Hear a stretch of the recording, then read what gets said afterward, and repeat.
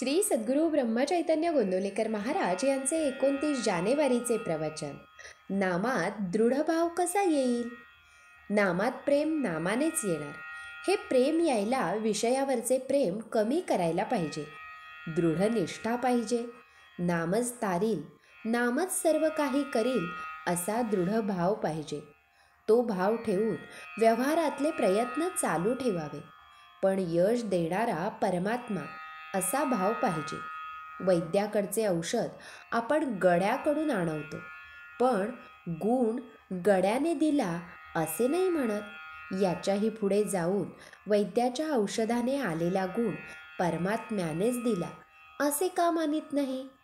परमात्म्याला शरण जाणे म्हणजे परमात्मा आपला आहे, त्याच्या वाचून आपल्याला दुसरे कुणी नाही.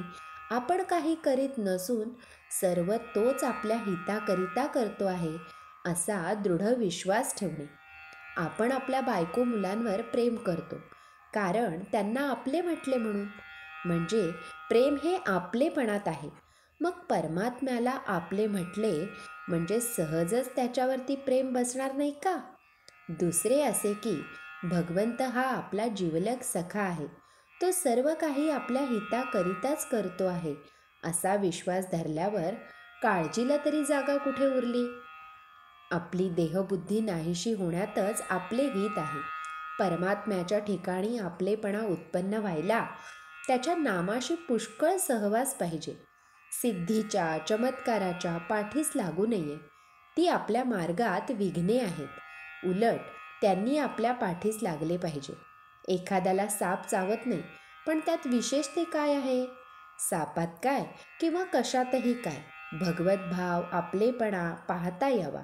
म्हणजे कोणीही आपले शत्रू होणार नाहीत. आई आपल्याजवळ आहे या भावनेने मूल जसे निर्भय असते, तसे भगवंत आपल्यापाशी आहे या भावनेने आपण निर्धास्त व्हावे.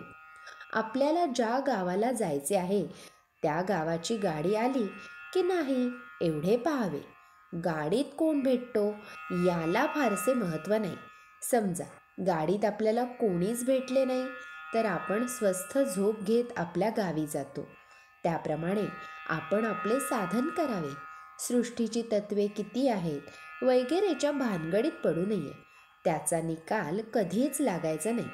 शंका गेल्याशिवाय नाम स्थिरच होत नाही, हे लक्षात ठेवावे. देहबुद्धी जोपर्यंत आहे तोपर्यंत नामाचे महत्त्व कळणार नाही. आपला उद्धार व्हावा असे वाटत असेल तर नामस्मरण सोडू नये. श्रीराम समर्थ. परमात्मा जसा निरुपाधिक आहे तसे नामही निरुपाधिक आहे. श्री सद्गुरू ब्रह्मचैतन्य गोंदवलेकर महाराज की जय. जय जय रघुवीर समर्थ.